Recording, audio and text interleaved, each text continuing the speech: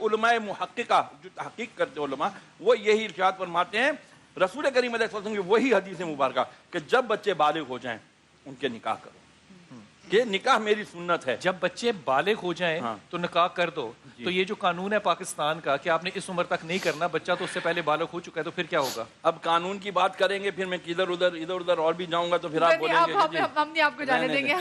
حضرت کے پاس آ جاتے ہیں. بسم اللہ الرحمن الرحیم. بلال بھائی، سب سے پہلی بات ہے کہ نکاح کی شرائط نبی کریم صلی اللہ علیہ وسلم نے خود بیان کی ہے. لا نکاح الا بولی، سنن ترمذی کی حدیث. ولی کے بغیر عورت نکاح نہ کرے.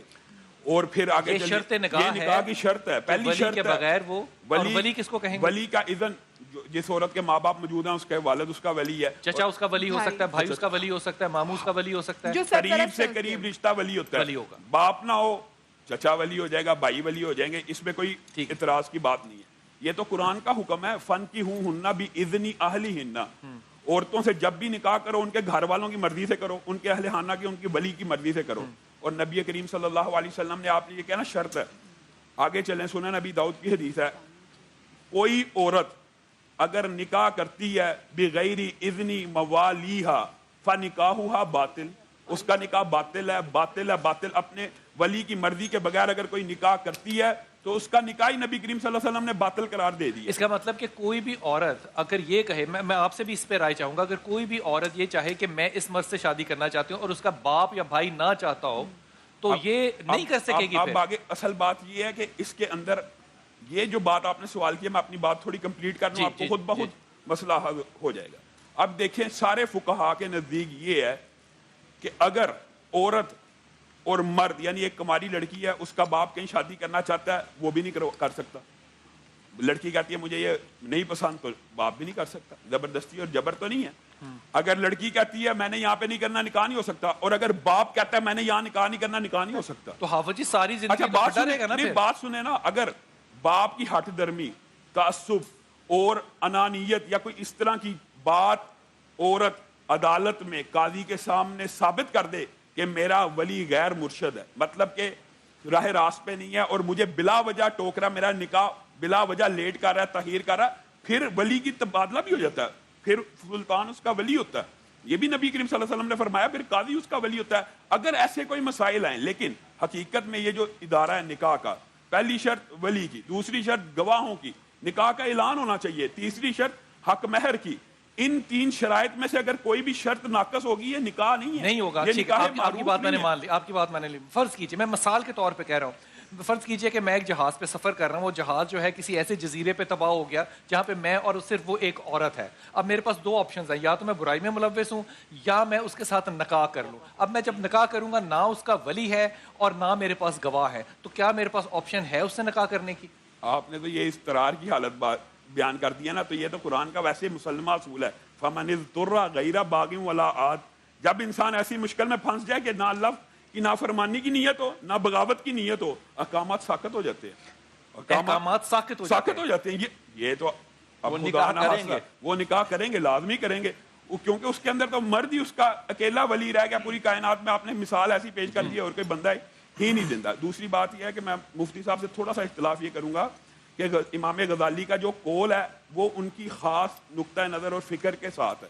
نبی کریم صلی اللہ علیہ وسلم نے فرمایا ہے کہ جو میری سنت سے اعراض برتے گا وہ میری امت میں سے نہیں ہے، اور نکاح میری سنت ہے. اور اللہ رب العزت کلام حمید میں اس کا حکم دے رہا ہے، فَانكِحُوا مَا طَابَ لَكُم مِّنَ النِّسَاءِ مَثْنَىٰ وَثُلَاثَ وَرُبَاعَ. اللہ کہہ رہا ہے کہ نکاح کرو. اور نبی کریم صلی اللہ علیہ وسلم نے ارشاد فرمایا نکاح نصف دین ہے، نکاح نصف دین ہے. جیسے صفائی کی حدیث لوگوں کو پتا ہے نا کہ صفائی نصف دین ہے، نکاح نصف دین ہے. کیوں؟ جب انسان نکاح کرتا ہے اس کا آدھا دین مکمل ہو جاتا ہے، اب باقی آدھے کی حفاظت کرے. حافظ صاحب ایک سوال، بہت ساری ایسی خواتین ہیں جن کے ماں باپ ان کی شادی نہیں کر پاتے، ان کے ولی موجود نہیں ہوتا اور وہ نہیں نکاح کر پاتی، اور پھر ایسے ہی ان کو اچھا رشتہ نہیں ملتا، اچھے بر کی تلاش میں عمر گزر جاتی ہے، لیکن وہ اچھی ہوتی ہیں، نیک نام ہوتی ہیں، عابدہ ہوتی ہیں، طاہرہ ہوتی ہیں.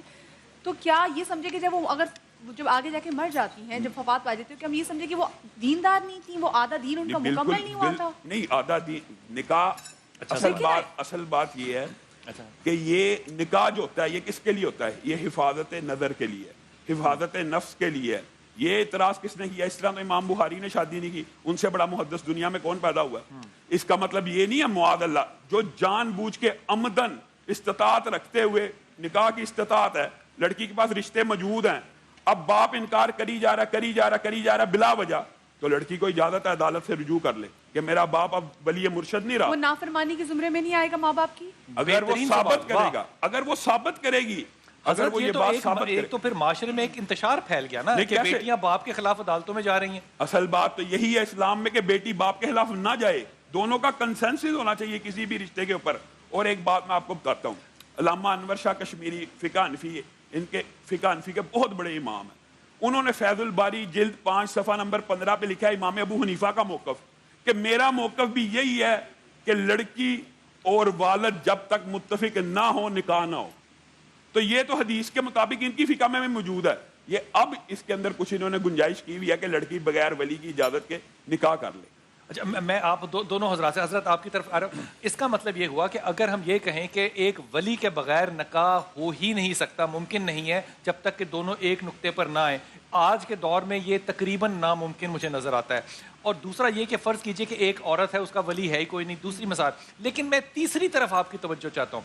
اگر ہم نے شادی کو ایک مکینکس بنا دیا، ایک پرزہ بنا دیا، تو وہ جو محبت کی شادی ہے، وہ جو جبلت کی تسکین کی شادی ہے، پھر تو اس معاشرے سے وہ غائب ہو گئی. پھر تو صرف آپ نے اپنے نفس کی تسکین کی اور تو کچھ بھی نہیں کیا. اگر یہاں پر خاتون جو لڑکی ہے اور باپ دونوں ایک بات پر متفق ہو جائیں تو سب سے بہتر چیز ہے یہ. اگر یہاں پر اختلاف ہو جائے کہ لڑکی کہے کہ مجھے فلاں لڑکے سے شادی کرنی ہے اور باپ کہے کہ نہیں یہ لڑکا مناسب نہیں ہے تیرے لیے، تو پھر ایسے موقع پر دیکھا جائے گا کہ کیا وہ لڑکا لڑکی کے کفو ہے یا نہیں ہے. کیا مطلب ہوا ایسے؟ اس کے برابر کا ہے یا نہیں ہے. اچھا ٹھیک. اور وہاں پر بھی جو فقہاء کرام ہے جن کی اکثریت یہ کہتی ہے کہ کفو کے اندر بھی صرف ایمان کی شرط ہے، صرف ایمان کی شرط ہے، مال کی نہیں، مال کی شرط نہیں ہے، کی نہیں، خاندان کی شرط نہیں ہے، شہرت کی شرط نہیں ہے، عزت کی شرط نہیں ہے، قبیلے کی شرط نہیں ہے، قوم کی شرط نہیں ہے، کوئی شرط نہیں ہے، صرف کفو ہونا شرط ہے. اگر لڑکی نے کہا کہ مجھے ایک ایسے لڑکے سے شادی کرنی ہے کہ جو میرا کفو ہے ایمان کے اندر، اور پھر ولی نے بلا وجہ اس کے اندر انکار کیا، تو پھر ولی کی اجازت ساقط ہو جاتی ہے. ایک دو باتیں میں کہنا چاہتا ہوں. وہ جو ولی کے حوالے سے کنفیوژن ہے نا، تھوڑی سی وہ کلیئر ہونی چاہیے.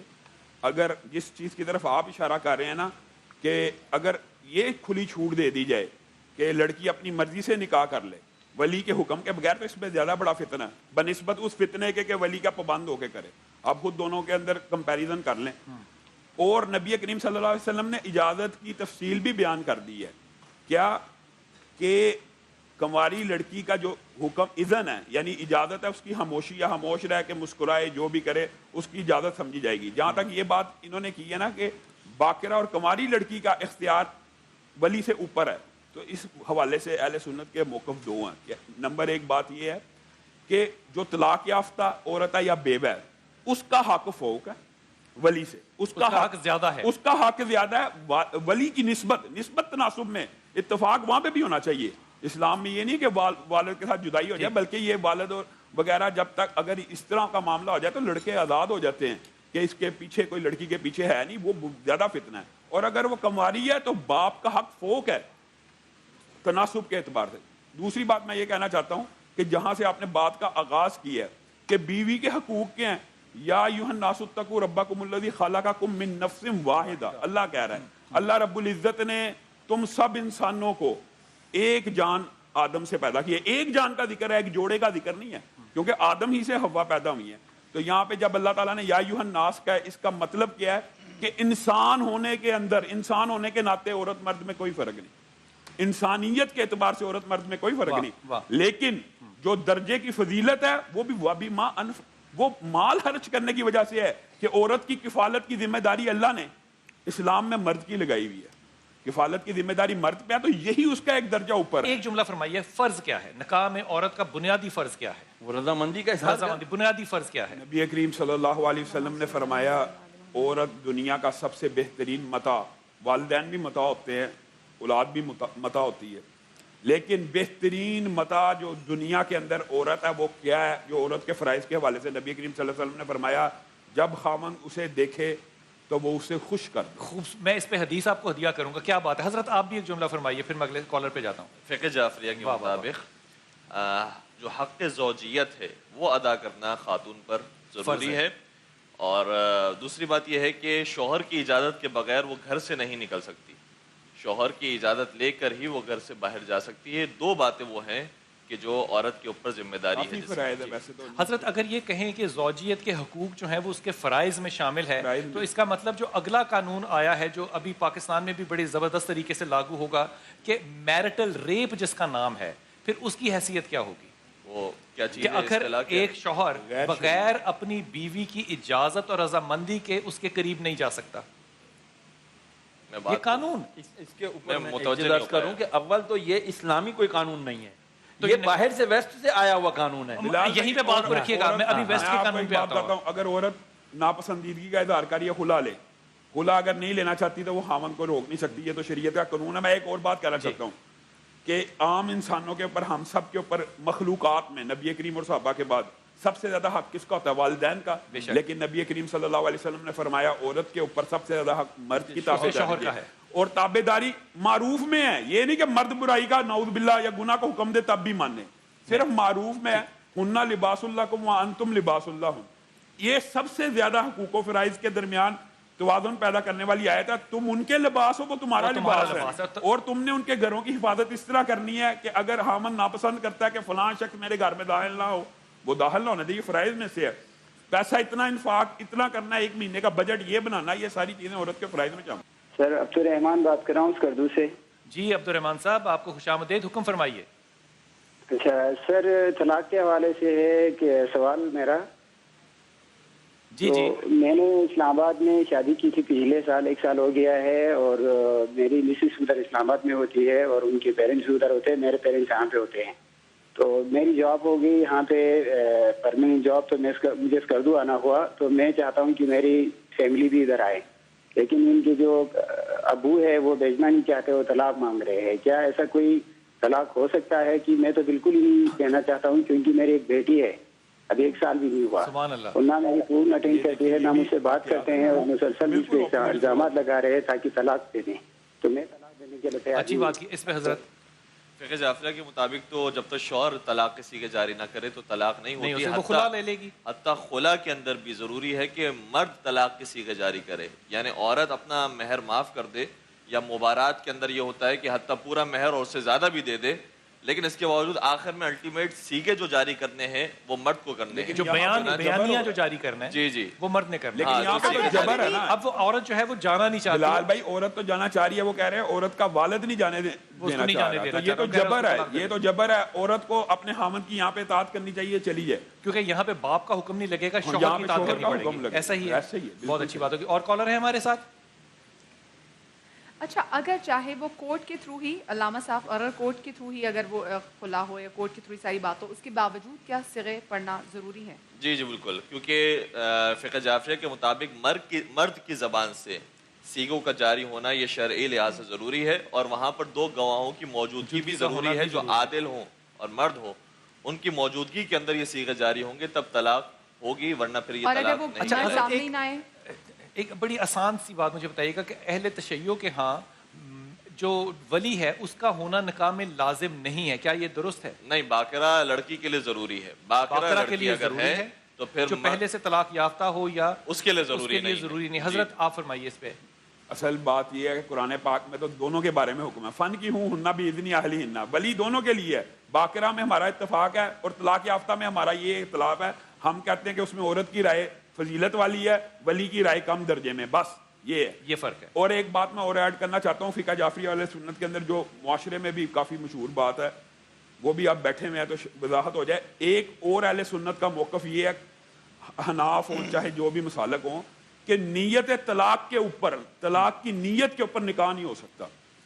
طلاق کی نیت رکھ کے نکاح نہیں ہو سکتا. یہ نکاح کی شرائط میں سے، یہ 4تھی شرط ہے نکاح کی، کہ یہ اگر کوئی انسان شادی اور نکاح کا مطلب یہ لیکن اس پہ کوئی روایت ہے اللہ تعالیٰ کی یا اللہ پاک کے رسول کی، کوئی اس پہ روایت ہے؟ میں آپ کو یہ بتا رہا ہوں کہ نکاح کا جو مقصد ہے اولین وہ کیا ہے؟ گھر کو آباد کرنا. یہ تو میرے دل کی رائے ہے. ہاں، لا نکاح بنیت طلاق روایت ہے نا، لا نکاح بنیت طلاق.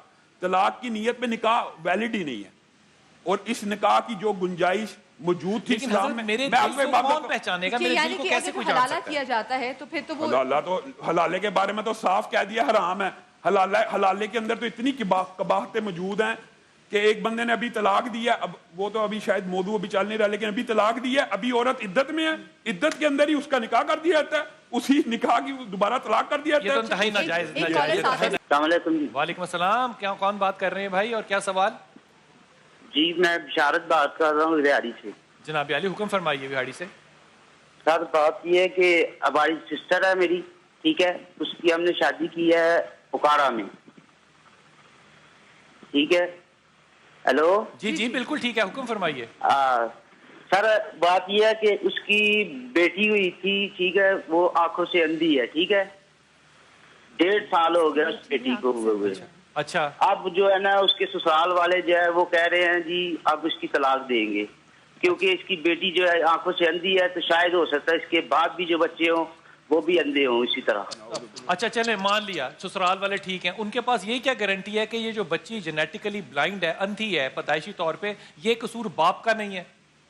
یہ کیسے وہ فیصلہ کر سکتے ہیں؟ یہ تو ہم بھی کہتے ہیں, کیا پتا, یہ تو اللہ کا کام ہے نا, بندہ تو نہیں وہ کچھ نہیں کر اللہ کا سکتا. کام تو بالکل ہے, اس پہ تو کوئی دو رائے نہیں ہے, لیکن اللہ نے عقل اور فہم بھی تو دیا نا, انصاف کرنے کی بھی تو آپ کو تمیز ہونی چاہیے نا. میں یہ کیسے فیصلہ کر سکتا ہوں کہ یہ جو بچہ ہے اس میں جینیٹیکل ڈیفیکٹ کس کی وجہ سے ہے؟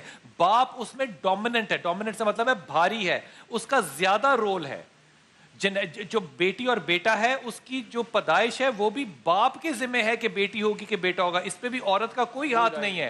لیکن یہ فیصلہ کر لینا اس کا مطلب یہ ہوگا کہ جو اگلی عورت آئے گی وہ باپ میں ہی اگر جینیٹک ڈیفیکٹ ہے تو وہ تو اگلا بچہ بھی ڈیفیکٹو پیدا کرے گا, پھر وہ کتنے نکاح کرتے پھریں گے؟ اس کا یار یہ ظلم ہے. یہ تو ظلم ہے, بلکہ توہم پرستی بھی ہے. اس کے اندر تو یہ نعوذ باللہ یہ سمجھا جا رہا ہے کہ عورت نے نعوذ باللہ یہ ایسا عمل کیا جس کی وجہ ہے نبی. اسلام تو ایسا مذہب ہے کہ آپ دیکھیں نبی کریم صلی اللہ علیہ وسلم نے کہا جس نے کسی بھی وہم کے اوپر یقین کیا اس کا عقیدہ نبی سے اٹھ گیا, اس وہم کے اوپر ہو گیا. میں ایک بڑی اچھی مثال آپ کو دیتا ہوں, اگلے کالر کے پاس جاتا ہوں. ایک ہمارے دوست تھے, فوج میں تھے, ان کو خون کی بیماری تھی, تھیلیسیمیا تھا, تو ان کو ڈاکٹروں نے کہا کہ تم اولاد پیدا نہیں کر سکتے. جب وہ یہ بات لے کے ہمارے استاد کے پاس آیا, استاد نے کہا یار سائنس کے حوالے سے تو انہوں نے ٹھیک کہا ہے, لیکن ڈاکٹروں کا یہ فتویٰ جو ملا ہے نا یہ مجھے چبھا ہے. خدا کے احکامات ایک ڈاکٹر پیدا نہیں کر سکتا. تم آیت کریمہ پڑھو, اللہ نے چاہا تو کرم ہوگا. آج اس کے 5 بچے ہیں تھیلیسیمیا کے بغیر. یار خدا کا نام ہے, اللہ پہ بھروسہ کرو. اگلے کالر سے بات کرتے ہیں. جی السلام علیکم. جی بھیا السلام علیکم بھائی.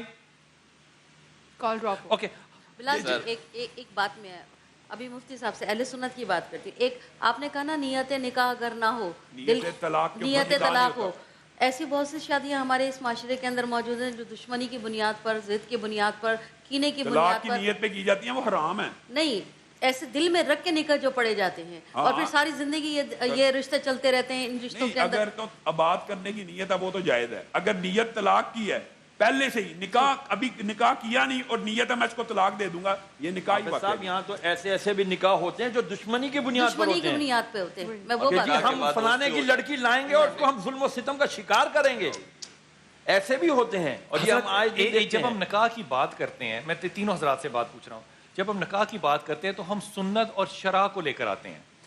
تو جب سنت اور شرع کو لے کر آتے ہیں تو اس کے بعد ہم سب سے زیادہ وزن جو دیتے ہیں وہ 1961 کے فیملی لاء کے اس فارم کو ہے جو کہ ایوب خان نے ایجاد کیا تھا.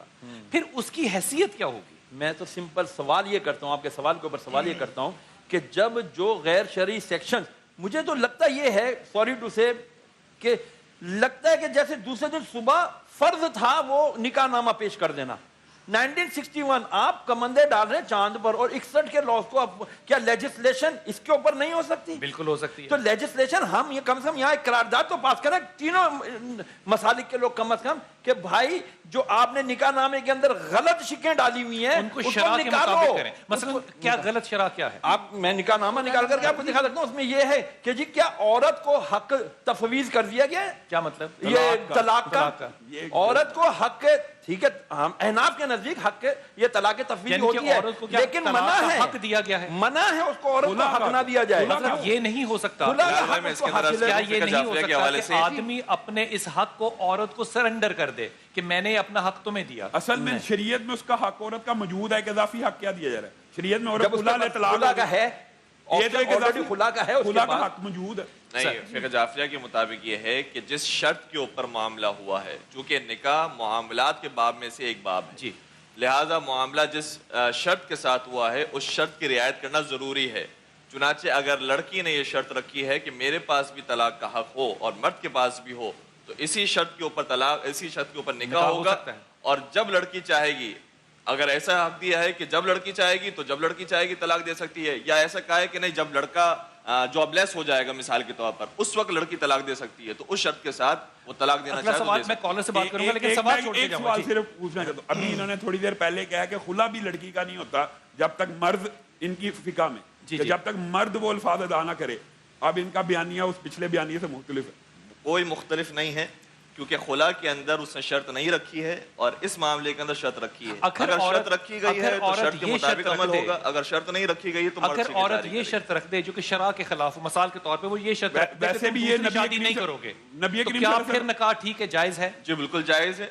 اگر شرط رکھی گئی ہے, اس شرط کے اوپر نکاح ہو رہا ہے, لیکن وہ حکم خدا کے تو خلاف ہے نا. حکم خدا کے خلاف. حکم خدا یہ ہے کہ ہاں, حکم خدا یہ ہے کہ جس شرط کے ساتھ معاملہ ہوا ہو اس شرط کی رعایت کرو. اوفوا بالعقود, عقود کی رعایت کرو. قرآن کریم کی آیت ہے اور یہ مطلق غیر آیت ہے. شرعی شرط کی اسلام میں کوئی حیثیت نہیں. کس کی؟ غیر شرعی شرط کی کوئی حیثیت. اس کا مطلب یہ شرط نہیں رکھی جا سکتی کہ تم ہمارے نکاح نہیں کرو گے. سنت میں نہیں رکھی جا سکتی, کیونکہ اسلام دوسرے نکاح کا تو حق ہے نا اس کو کہ جب وہ ایکویلنٹ لیکن وہ شرط رکھ لینا, نکاح کی شرط کیوں نہیں رکھی جا سکتی؟ ہر غیر شرعی شرط کو رد کر دیا جائے گا. دیکھیں ایک حق یہ ہے کہ اگر معاملہ ہو خرید و فروخت کا اور اس کے اندر عیب نکل آئے, اگر اس کے اندر عیب نکل آئے تو فسخ کرنے کا حق حاصل ہے کہ جس کا عیب نکلا ہے. لیکن اگر شرط رکھ دی گئی کہ عیب نکلا ہو یا نہ نکلا ہو, ہر صورت میں ہم آپ کو بیچ دیں گے اور اس کے بعد واپس نہیں لیں گے, تو اس شرط کی رعایت کرنا ضروری ہوگا. اگر اس کا مطلب یہ ہوا کہ شرط کی رعایت کرنا زیادہ ضروری ہے حق کے مقابلے میں. اچھا پھر میں ظاہر سی بات ہے کہ اگر ان کے نزدیک غیر شرعی شروط ہے تو ٹھیک ہے, غیر شرعی شروط فقہ حنفی کے نزدیک ہو سکتی ہے, لیکن فقہ جعفری کے نزدیک غیر شرعی. پھر مجھے ایک بات بتائیں, سود کے اندر بھی شرط پہلے طے کر دی جاتی ہے. سود بھی تو شرط ہی ہوتی ہے. وہ تو حرام ہے. ہاں, اب آپ بات سمجھیں, وہی جواب جو آپ کا اس بارے میں جواب ہے وہی ہمارا اس بارے میں جواب ہے. اگر سود شرط سے جائز نہیں ہو سکتا تو یہ غیر شرعی کام کیسے جائز ہو سکتا ہے؟ جی خالد بات کر رہا ہوں اسلام آباد سے. جی خالد بھائی حکم فرمائیے. جی یہ تینوں مکاتب فکر کے علماء تشریف فرما ہیں, اور اس میں نے گزارش کرنی ہے کہ ایک تو خلا کی بنیادی حقیقت کیا ہے, دوسرا اگر خلا لی جائے تو کیا اس سے واپسی بھی ممکن ہے, اور تیسرا یہ کہ اگر بیوی دولت مند ہو اور وہ اپنے میاں کو یہ کہے کہ مجھے خلا دو نہیں تو میں عدالت میں گھسیٹوں گی, اور وہ اس سے اسلام وغیرہ لے کے اس کے اوپر سائن کروائے, ایک گواہ موجود ہو, ایک عورت موجود ہو, اور بعد میں یہ کہا جائے کہ دوسرے بندے نے بھی سائن کرنی ہے, تو کیا یہ طلاق ہو جاتی ہے, خلا ہو جاتی ہے؟ کائنڈلی اس کا ذرا شرعی جو جواب ہے وہ میں یہاں ایک چیز کرنا چاہوں گا بھائی. بات یہ ہے طلاق کے معاملات, میرے پاس بھی phone call what's app e mails آتے ہیں. میری ایک ریکویسٹ ہے پوری آپ کے توسط سے پوری دنیا کے لوگوں سے, خدا کے لیے طلاق کے معاملات جو ہوتے ہیں نا اس کو کبھی فون واٹس ایپ کے ذریعے مت حل کرایا کریں. دونوں پہلو سوچنے ہیں, کیونکہ اس میں آپ بہترین کسی مفتی کے پاس جائیں, دارالفتہ میں جائیں, مفتی دونوں طرف کی پارٹیز کو بلائے گا اور اس کے بعد دونوں کا موقف سن کے اس کے بعد اپنا فیصلہ یا فتویٰ صادر کرے گا. برائے مہربانی آپ فون کا جواب دیتا ہوں. قرآن پاک میں اس کا خلا کا طریقہ سارا موجود ہے کہ ایک ان کے عورت کے گھر والوں میں سے ایک حاکم ادھر سے آ جائے, آپس میں صلح کرانے کی کوشش کرے. اگر صلح نہیں ہوتی اور عدالت نوٹس بھیج رہی ہے حامن کو موصول ہو رہا ہے, وہ جان بوجھ کے نیگلیکٹ کر رہا ہے, تو پھر خلا واقع ہو جائے گی. اور خلا کتنے وقت کے بعد؟ وقت کا مقرر, یہ تو عدالت کا قوانین ہے نا. ویسے اگر حامن رضامند نہ بھی ہو پھر بھی خلا ہو جاتی ہے. دوسرا جو سوال انہوں نے کیا ہے, خلا کے بعد کیا نکاح ہو جاتا ہے؟ دوبارہ ہو جاتا ہے. خلا نکاح جو ہمارے نزدیک طلاق بائن نہیں ہے. مجھے یہ پوچھنا تھا کہ میری شادی مطلب کو 2 سال ہو گئے, تو میری شادی ایمرجنسی میں ہوئی تھی, یہ نکاح ہاسپٹل میں ہوا تھا. کیا ہوا تھا؟ ہاسپٹل میں ہوا تھا. کون تھا ہاسپٹل میں؟ نام نہیں لے سکتے. نہیں آپ ہاسپٹل میں تھی یا شوہر ہاسپٹل میں تھا؟ یہ آپ کی والدہ؟ نہیں میں ہاسپٹل میں ایڈمٹ تھی. اچھا, تو وہ نکاح مولوی ہاسپٹل میں آئے تھے, کورٹ کے تھرو ہوا تھا میرا نکاح. کورٹ کے تھرو ہوا تھا؟ जी, मौलवी आए थे, वकील आए थे, लेकिन शादी 1 साल तक वो उसने मुझे अपनी बीवी माना, सब कुछ किया। अच्छा। जैसी मैं ठीक होगी, अब वो मुझे कहता तुम जहाँ मर्जी शादी कर लो, वो निकाह नहीं था, वो सब जाली निकाह नेमा था। वाह वाह वाह। अच्छा, इस पे जो बुनियादी सवाल बनता है ना, वो ये बनता है कि क्या कोर्ट की मैरिज शादी होती है? जी हजरत फ़िक़्ह जाफरिया के मुताबिक ये है कि अगर कोर्ट के अंदर भी उन्हीं शराइत के साथ के जो निकाह की शराइत हैं उसके मुताबिक अगर निकाह किसी के पड़े गए और निकाह हुआ है तो ठीक है, वो निकाह कहलाएगा। वरना अगर कोर्ट ने भी मिसाल के तौर पर ऐसे कह दिया कि ये लड़का इस लड़की के साथ अब से निकाह के अंदर है और आइंदा जो है वो इज़्दिवाजी ज़िंदगी गुजारेंगे, तो फिर इससे सिर्फ एक जुमला शामिल करता हूँ। जिस चीज को हम कहते हैं ना कोर्ट मैरिज, इसमें कोर्ट अदालत का कोई हिस्सा नहीं होता, इसमें जज शामिल नहीं होता, इसमें कोई कोर्ट का कमरा शामिल नहीं होता, इसमें वो प्रोफेशनल वकील शामिल है और वो प्रोफेशनल मोहर वाले शामिल हैं जिन्होंने के निकाह का गवाह बनना है। अहमियत का अंदाजा करें इस मामले से जी। अगर वली के सरपरस्ती में हुआ था वो लड़का ये बकवास कर सकता था? नहीं कर सकता था। तो फिर ये एक गलती तो हुई है ना, मिस्टेक हुई है, वली की मर्जी के बगैर। अच्छा, यहाँ पे वो कह रही है कि वो मौलवी साहब भी वहां तशरीफ लाए, तो मौलवी साहब को भी थोड़ी सी मतलब समझ बूझ का अंदाजा होना चाहिए असल था में ना। उसमें पता क्या डॉज कराया जाता है, जैसे इनको ये डॉज कराया जाएगा मेरा वली मुर्शद नहीं है, मेरा वली निकाह नहीं करना चाह रहा, वही जो भी हम डिस्कस करते आ रहे हैं होता ये है। इनको ये मिसगाइड किया गया कि जी मेरा वली नहीं मान रहा, मैं इधर निकाह करना चाहती हूँ, अब अदालत के जरिए कर लिया। शादी हो चुकी है, 3 साल हो चुके हैं, किसी मसले मसाइल की वजह से डिवोर्स हो चुकी है, तो दोबारा निकाह कर सकते हैं?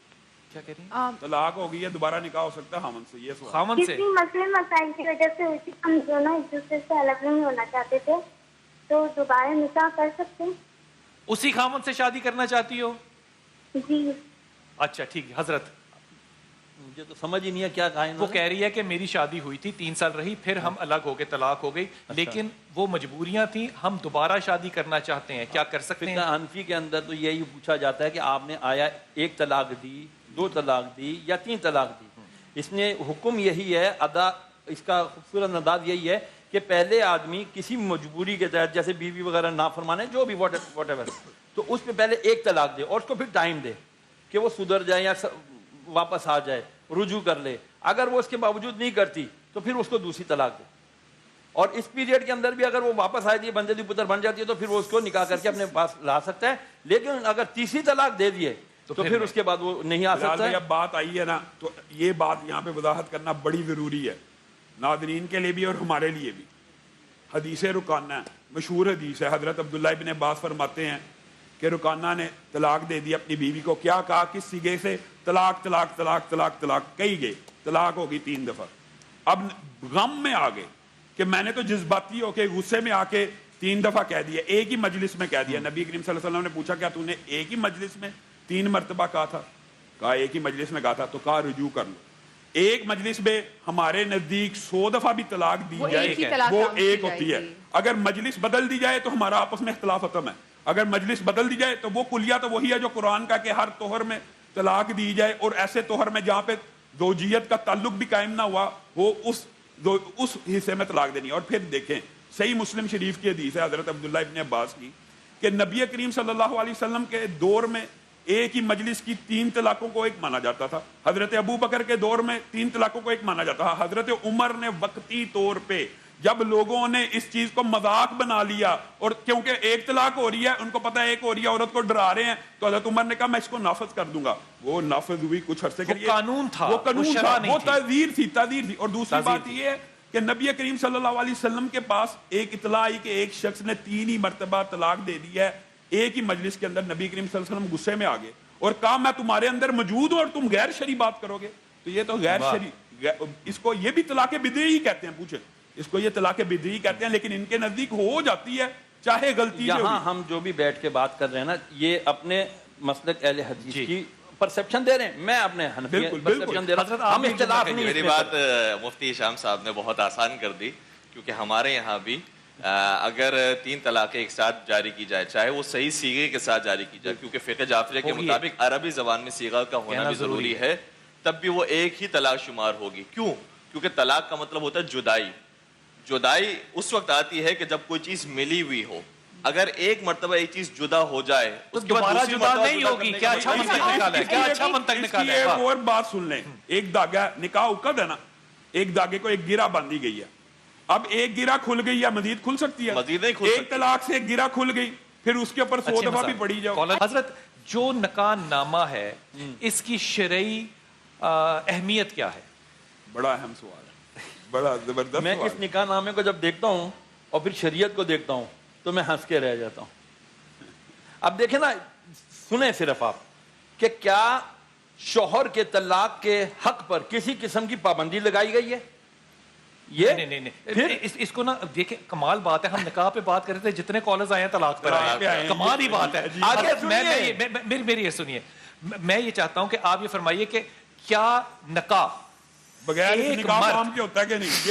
ایک مرد اور ایک عورت بیٹھے ہیں، عورت کہتی ہے میں نکاح قبول کرتی ہوں اس مرد کو، مرد کہتا ہے میں تجھے اس مہر کے عوض تجھے نکاح کرتا ہوں، کیا یہ نکاح ہے یا نہیں ہے؟ نکاح کی شرائط پوری ہیں تو ایجاب و قبول ہی نکاح ہے، ایجاب و قبول ہی نکاح ہے۔ یہ تو ہمیں گورنمنٹ کے لیے، گورنمنٹ کے لیے، اور دیکھیں گورنمنٹ نے ماشاءاللہ سب سے سستا اور گھٹیا ترین جو کاغذ ہوتا ہے اس پہ نکاح نامہ ساری زندگی کا ہوتا ہے۔